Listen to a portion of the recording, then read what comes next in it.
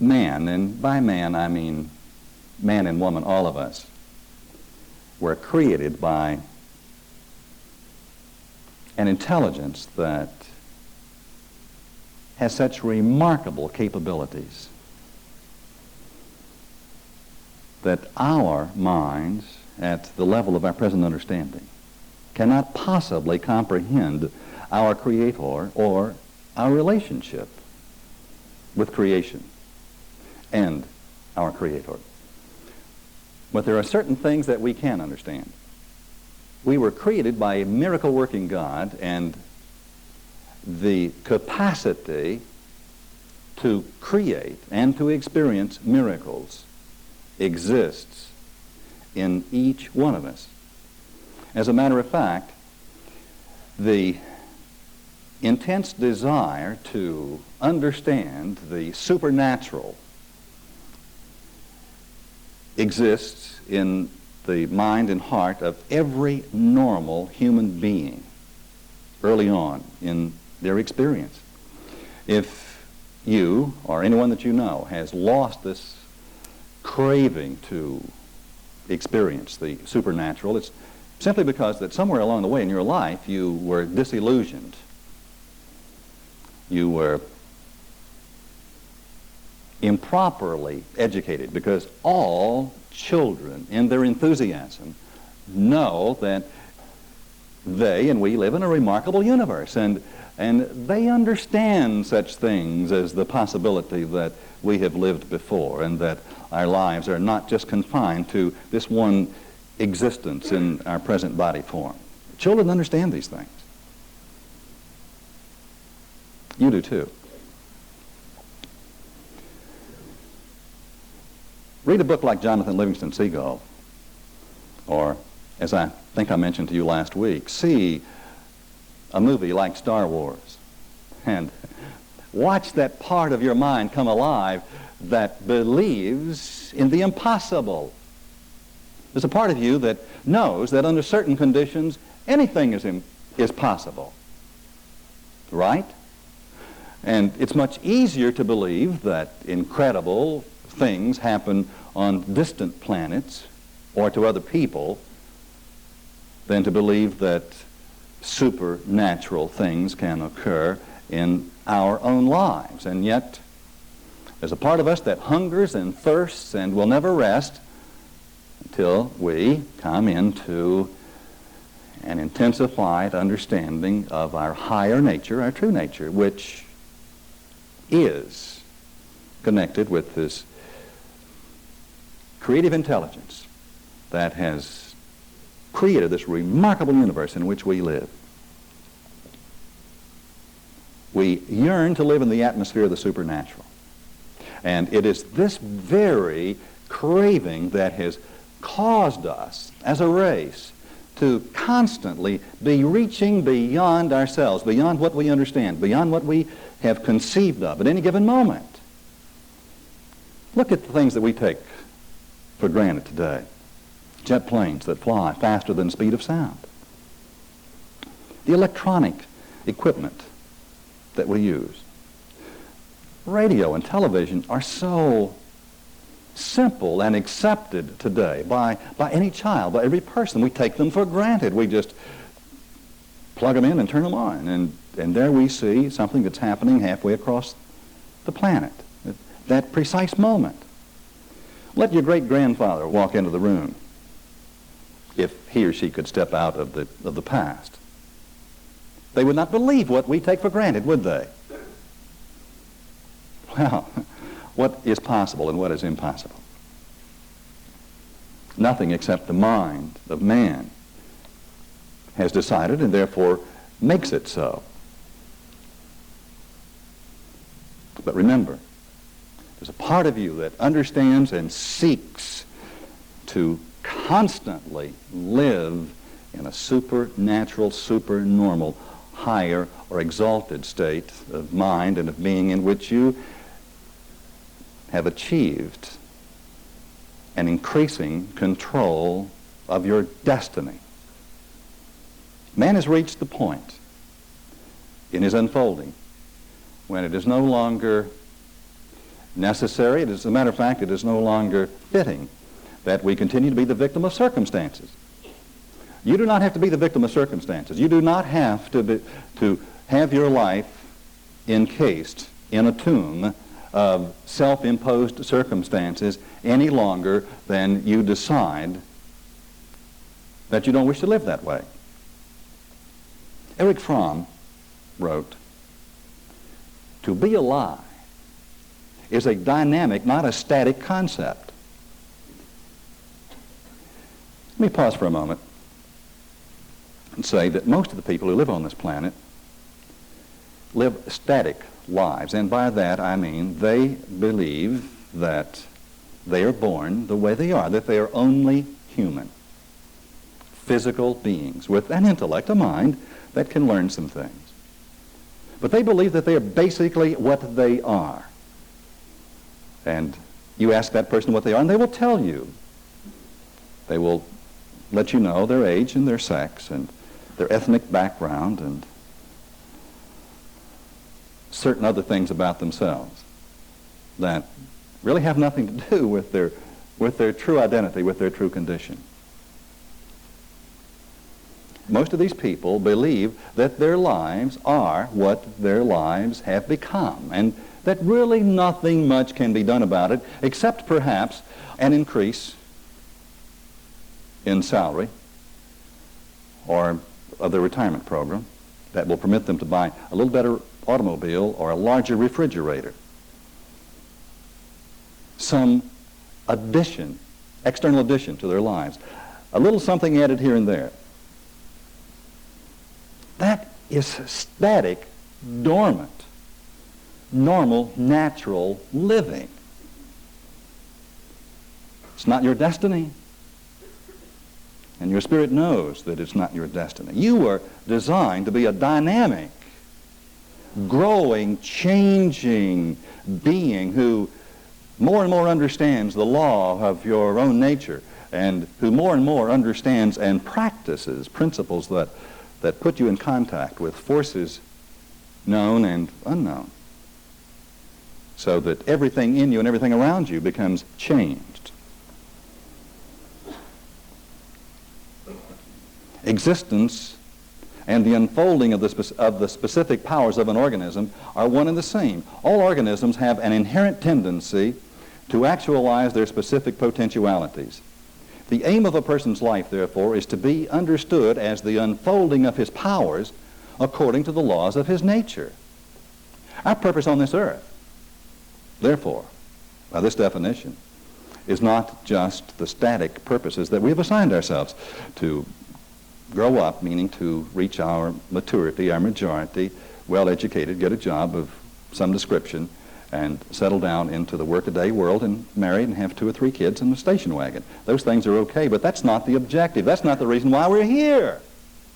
You're here to understand, to come to learn the laws of your spiritual self, so that even as you live in the world, you're not of the world. Have you heard that statement before? Expressing powers heretofore unknown. Powers, not powers that give us permission to control other persons. We're not talking about power in the sense that it gives me the power to control your mind. Not that kind of power, but the power to take charge of my own mind and therefore of my own destiny. The power that sets us free. You shall know the truth, and the truth will set you free. Free from what? Free from the conditions that exist. But our responsibility and our excitement begins on this planet when we come to understand that there's more to us than meets the eye, that we are spiritual beings, not these physical beings only, but we are exalted, we are created in the image and after the likeness of God, and that we have within us miracle-working capabilities.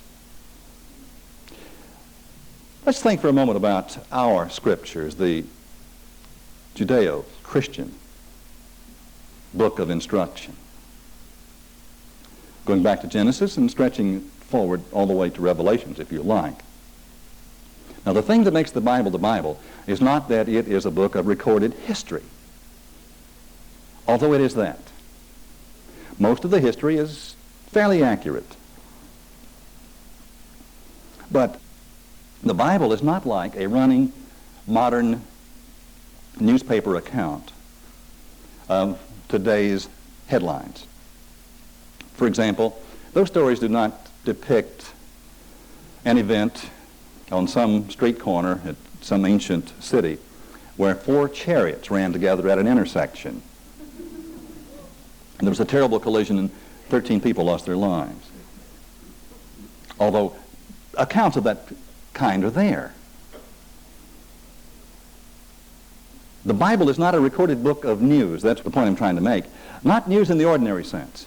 There's a different kind of news that makes the Bible that makes it the incredible book that it is.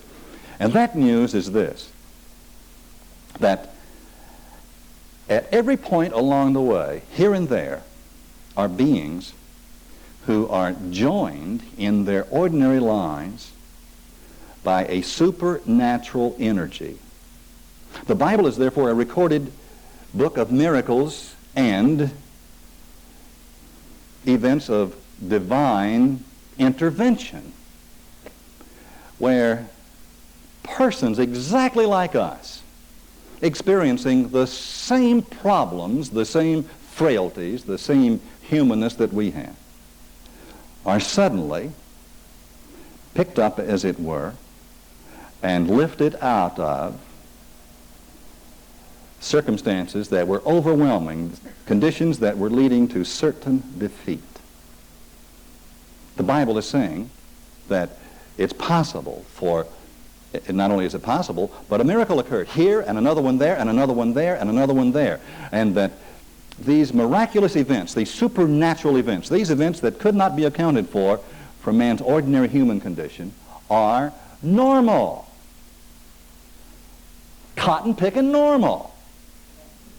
You see, we've become so intelligent that these things are not normal anymore. But our misery is normal. We create a miracle problem. Boy, do we create some miracle problems. Major problems.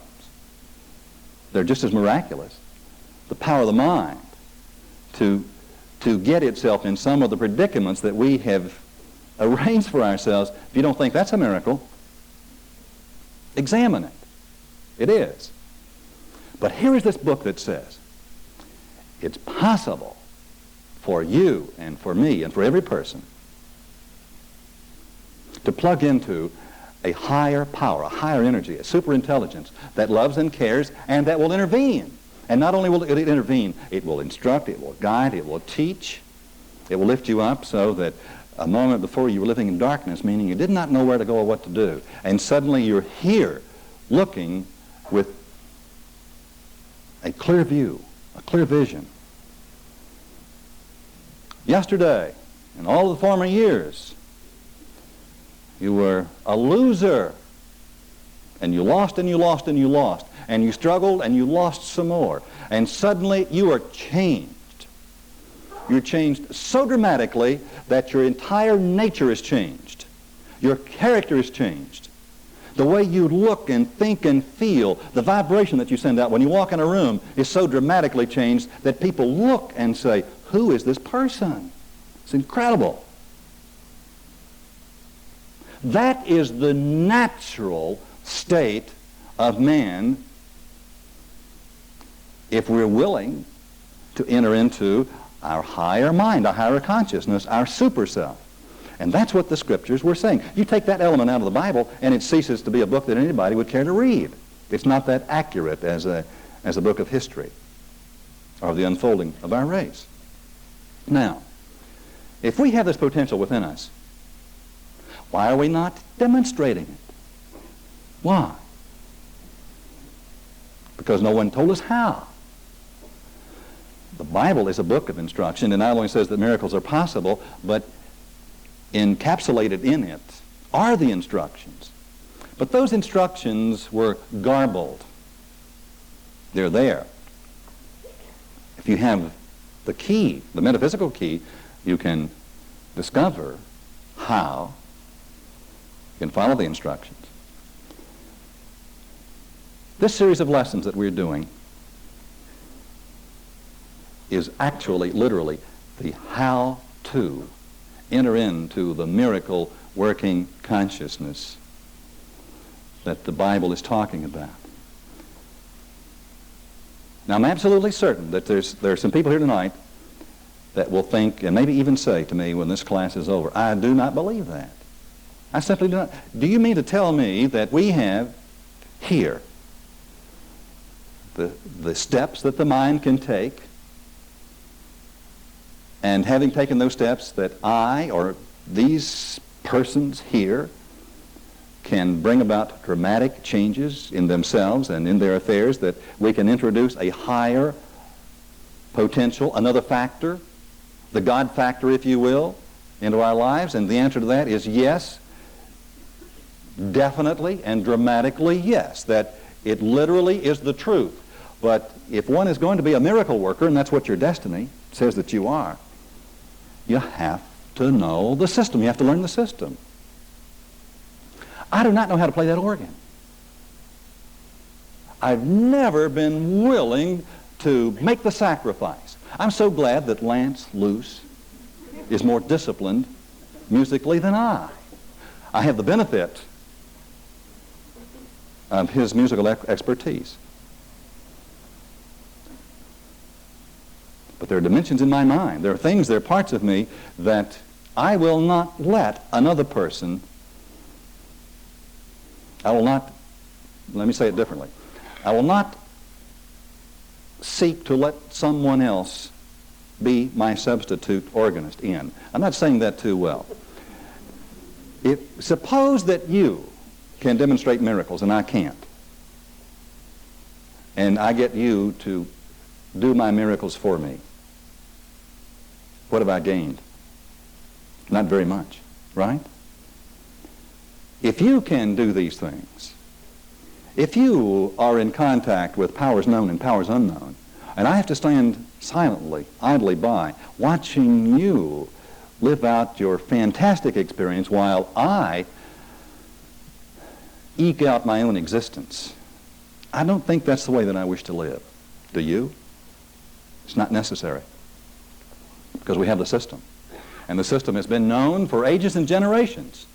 How to enter into that fourth dimension of the kingdom of God, and this is what Jesus was constantly talking about. He was telling all of these people, these things that I do, you can do them. Oh, you can do them. Incredible things, remarkable things. Follow me, emulate me. Understand what I'm doing. Understand the system, and you can do it.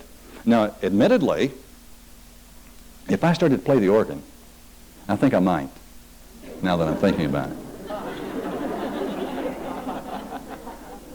Let's say that I just decided to do it. How well do you think I'm going to play next week? Would you like for me to substitute for Lance next week? No, you would not. In time, I might be able to pull it off. So, my point. A master, teacher, way shower like Jesus can do things like that. You and I are students, and we might do it like that, and it might take a week to happen. But that's better than not happening, isn't it? And then with a little practice, we get better at it. Everything that's worth having is worth practicing. And everything that you and I will ever achieve mastery in requires a discipline, a mental and emotional and physical discipline, does it not? And our problem has been that we have not wanted to pay the price. We have wanted someone else to do it for us most of the time. But in spiritual matters, in matters of our higher consciousness, no one else's work, no one else's effort can be a substitute for our own, for my own. I must become my own destiny maker, my own master over my thoughts and my feelings. This past Sunday, we had one of America's most remarkable persons, W. Clement Stone. And time does not permit, nor do you need me, to give you his credentials. But W. Clement Stone said, you can achieve any worthy goal you desire in principle that doesn't violate the laws of God or the rights of your fellow man. When you learn how to, and how to is in bold print, and consciously apply the art of motivation with a positive mental attitude. What he's saying is then that anything is possible if you set a goal, understand the principle, and don't violate the laws of God. Do you believe that? Then that's exactly what Erich Fromm said. That our destiny here is to understand the unfolding of powers unknown according to the laws of our own nature. We live in a universe of law, and everything that we do is under the law, and there's no substitute for that law, nor can you bypass universal law. You cannot break the laws of God or the laws of the universe. Now, one of the principles is stated very clearly in Napoleon Hill's great book, Think and Grow Rich. Mr. Hill made a very significant statement in the chapter on the mastermind principle, and that's what these lessons are all about, the mastermind principle. He said, no two minds ever come together without thereby creating a third invisible, intangible force which may be likened to a third mind. I think I might want to change a couple of words. He said, without thereby creating a third force. I would say without thereby contacting a third invisible force. I don't believe that we create mind. It already exists. I don't have to create God. God exists. But it is a fact that when two of us come together, something remarkable happens. I can prove it to you.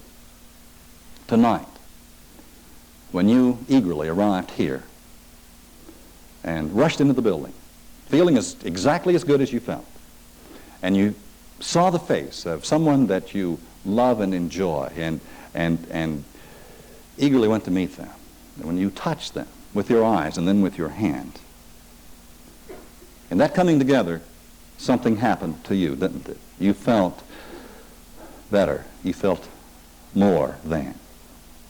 Is that true? Where two or more are gathered together. Now, if just two human beings who believe that they're only human get together, there is that feeling. It also happens when two bank robbing minded individuals get together. True? It is much easier to rob a bank if you've got someone that wants to rob it with you. If they just really want to go out and get it. I suggest that you don't do it, but there are easier, softer ways. That is the force of energy, but it's obviously not the mastermind energy. That is two human beings. That's the blind leading the blind. Each helping the other to be self-defeating. They are the blind that lead the blind and fall into the ditch. There's another type of getting together that is familiar to us all. I frequently talk about those destructive 45-minute telephone conversations that we have with people that we talk to in the name of love, whom we want to help. You know who I'm talking about? That saddened voice that calls you regularly, and you feel so obligated, and you talk. And the more you talk, the worse you feel, but you talk, because, well, you want to help them, so you talk. And they're sitting over on the other end smiling. Now, their lips, their mouth is turned down on the end, but they're smiling, they're loving it. They're just using that energy. Talk. You hang up and you feel terrible. That's not the mastermind principle we're talking about. Not at all. That is a person who chooses to be that way. And if you and I want to achieve our higher destiny, then it's very important that we make a decision that we're going to spend most of our time,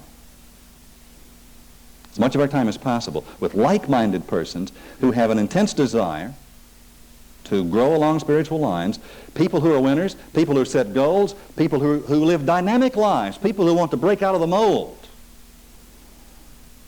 people who believe in miracles and seek to create miracles in their own lives, beginning with themselves. And beginning with themselves reminds me of something. Every one of us here who believes in miracles, and I assume that's all of us, we budding miracle workers, each of us would like to be able to sit about halfway back the congregation here, and while I'm standing here talking to you, would you not like to be able to wiggle your little finger and have this huge vase of lovely flowers suddenly begin to rise slowly toward the ceiling so that you could watch my consternation and the reaction of all the persons here? Now secretly, wouldn't you like to do that? Jack Graff is wiggling his little finger, and it might happen.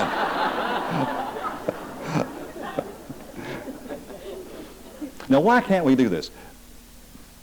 If you saw, and you have seen in certain movies, this same phenomenon take place, and you laughed and smiled, and you knew that it was natural, and you knew that someday, sometime, someplace you'll be able to do it, why not now? There's a very good reason. In the beginning of our desire, of our intense desire to be miracle workers, we'd like to crook our little finger and lift a vase, or even something better than that, to change Mary Sue or George. If I could just get George changed, then I won't have to go through so much trouble myself. You do know what I'm talking about. Wouldn't you like to be a miracle worker and wiggle your other little finger and have that person in your life really get straight? That won't work either. Doggone it, it won't work. Why won't it work? It's very simple. The spiritual law requires that before we can lift any vases or tables or pianos, we have to lift our own thinking out of the mire, out of the mud. We have to become willing to be changed. We have to make a commitment, a total commitment to the spiritual life, a commitment in which we become willing to commit ourselves, our lives, to the maximum service to God and to the people around us. A commitment in which we're willing to let go of our personality as it has existed, our ego, our small, limited human ideas. A commitment that requires that we go against our old belief system and fracture it and break it down. And this is the very last thing that we want to do. We want to be able to wiggle our finger and make the pot of flowers rise up, thinking that if we could do that, boy, would we be miracle workers. Absolutely not. The universe will not reveal its secrets to those of us who are so juvenile-minded. It's only when we become mature and put away childish things, childish responses, negative emotions, anger. Such power could not be given to a person who would still burst out in rage. Do you understand? Such power will never be given to a person who would still fall prey to long fits of depression or self-pity. It's only the person who has become willing to be consistent in their thoughts, totally committed to being totally changed. This requires discipline, and it takes time. And one first has to begin to practice with other things, that are within us, important things, matters at hand, matters of importance. Do you know that if there was in this audience tonight, and there might be, an exalted, mature, spiritual being, someone who could blink and that piano would rise to the ceiling, they would never do it. No spiritually mature person would ever play tricks. Jesus never played one. Are you aware of that? Correction, one. He withered the fig tree. But only to show the power of negative thought. Only to show how important it is that we surrender our personality and put on that higher mind, that we follow after that spiritual growth, becoming fourth dimensional beings with powers known and powers unknown. But you can see that if we're going to become such persons, we have to become willing to be changed and to decide to expose ourselves only to those matters that are from above. Now, there's an urge in each of us to become whole, to experience largeness, peace, love, and the ability to achieve our worthwhile goals. And that urge, that tendency in you cannot permanently be resisted. Cannot be. Cannot be. It will push its way up out of the darkness in the very same way that a seed will burst its shell in the soil and will find its way through that soil toward the light and will head straight for the sun. So will the seed spirit in you do the same. It must burst the confines of its humanness and rise toward its greatness, toward its ultimate identity. And that's exactly what's taking place in us right now. But are you aware of some of the incredible statements that I've been making tonight here? That we live on a planet on which miracles are the natural order. See, most of our brothers and sisters on this planet do not believe it. And that we have within us the capability, the potential to be miracle-working persons. And I don't mean just now and then. I don't just mean when a major problem erupts. I'm talking about every day, all day long, constantly, consistently. Living in that fourth dimensional state so that in time you are working with that facet of your mind as unconsciously as you would if you signed a check. You're working, feeling and thinking and believing and imaging and speaking from that higher part of your identity. Now, in order to experience this potential part of ourselves, we first have to believe that it exists and that it's natural. If we think that it's not natural, it would be like me thinking that I should play the organ. It has never occurred to me until tonight that I am a great organist. It probably still hasn't occurred to you. Lance is obviously in doubt. But the potential is there, right? Are you really getting the hang of the idea that you are a miracle maker? Are you? Meaning that you have the power to overcome any condition, any circumstance, that there is within you possibilities known and unknown, and that you have the opportunity right now to establish yourself in that realm or that dimension of consciousness, which is the source of all genius, of all good, and of all power, and of all wisdom.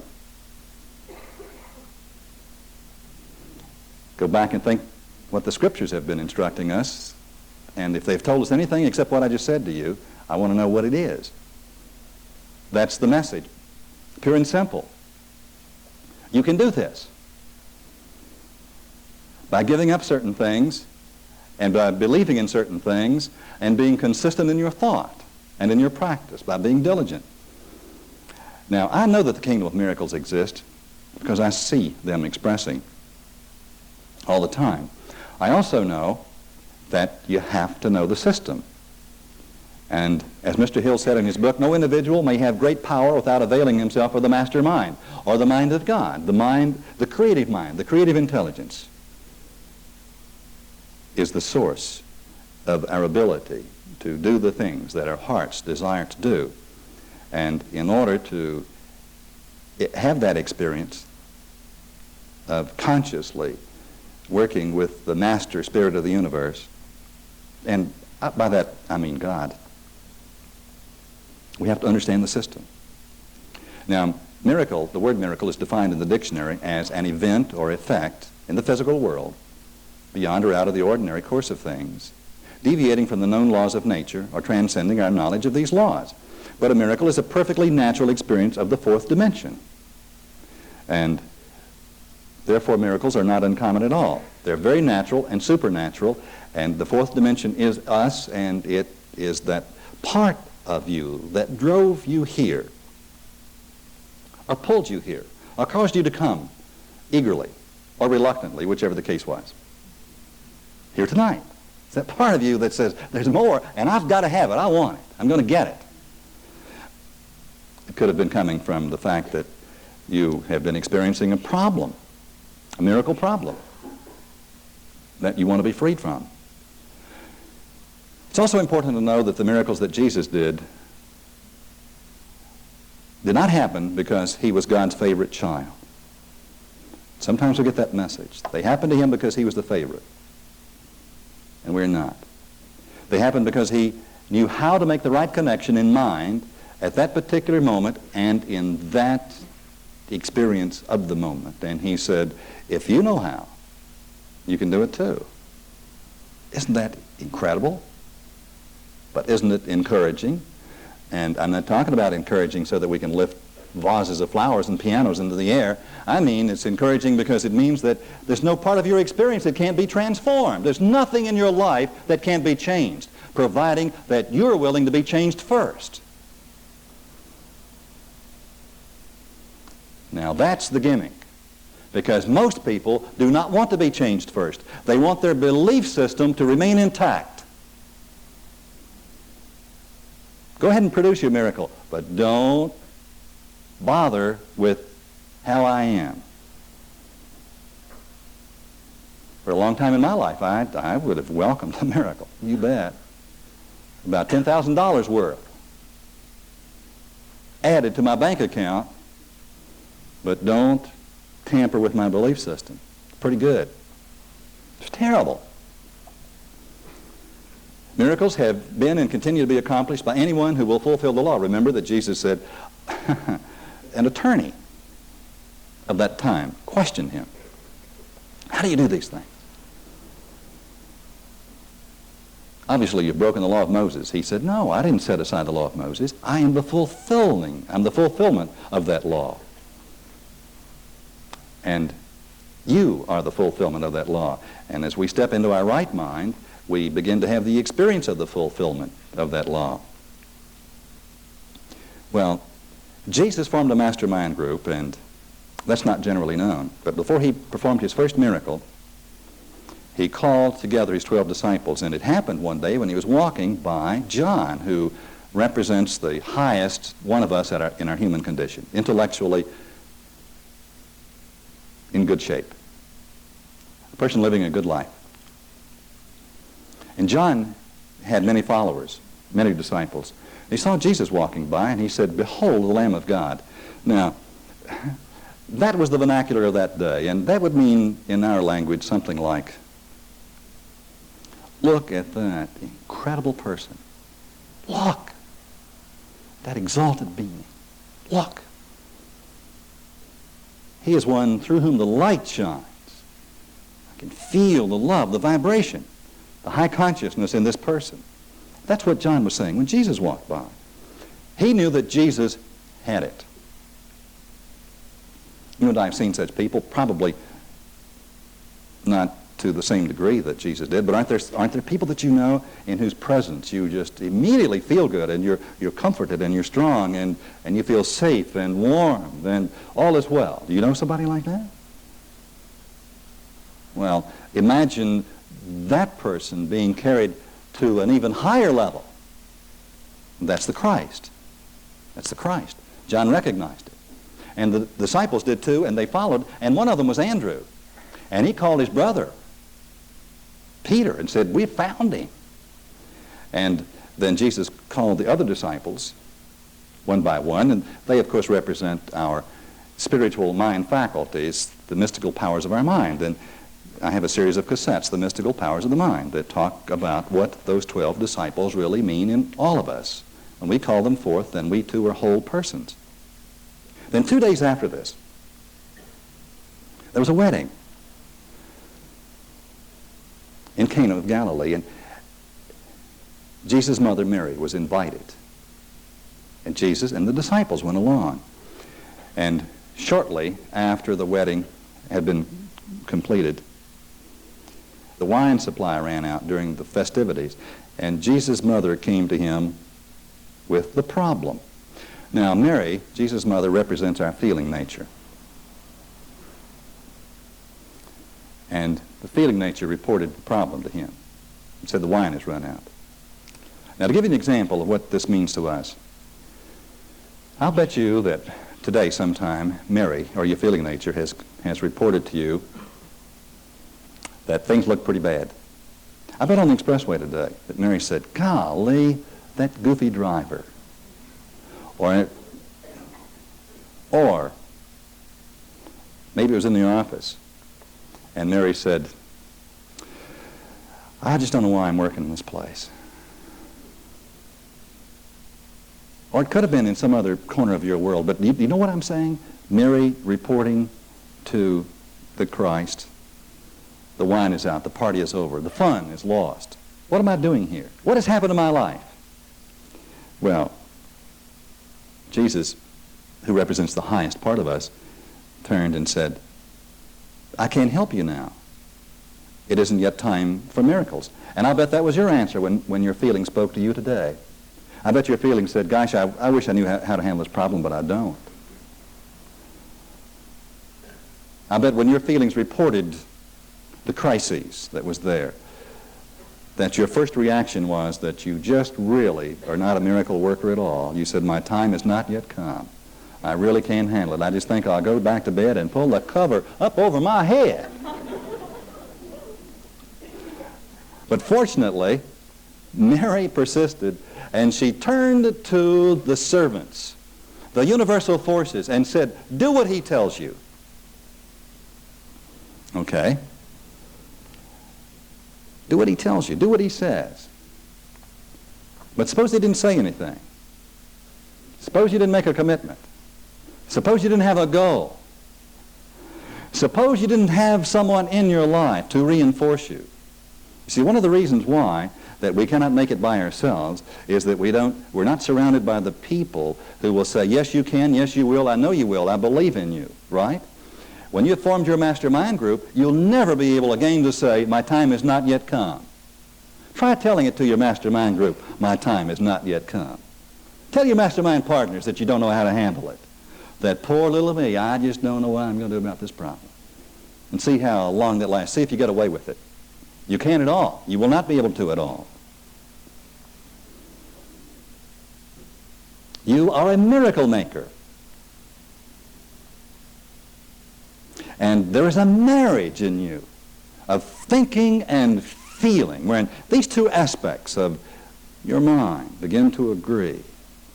And next week, we'll pick up with this mystical marriage. And we'll move through that marriage, that new arrangement of thought and feeling in you, this new commitment, this new ability to say what you will and have the powers respond and change the water of your life to a new wine, to a new vintage, filled with excitement and joy. Next week, we'll also move into the first steps of the mastermind principle and learn how to sit at the keyboard of your mind and play the first notes of the new song that becomes your new experience. That's the way it really is. God bless you.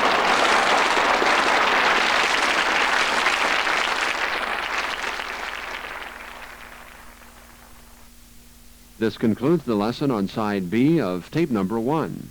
Now proceed to tape number 2 for the continuation of Masterminding the Way to Success and Happiness.